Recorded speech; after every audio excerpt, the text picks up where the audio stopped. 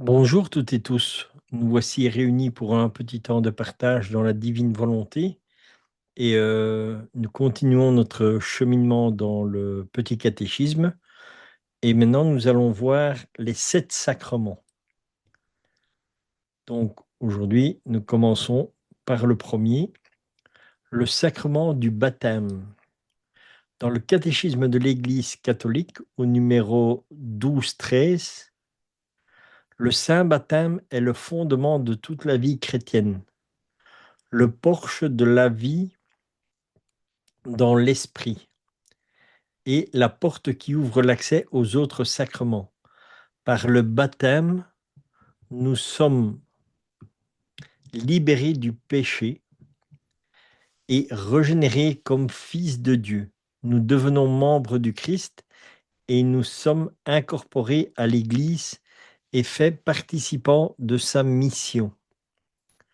Le baptême est le sacrement de la régénération par l'eau et dans la parole.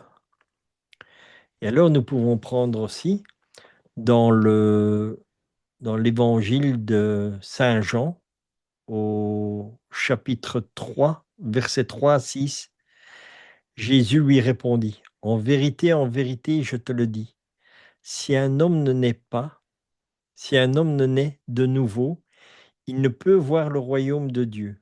Nicodème lui dit, comment un homme peut-il naître quand il est vieux?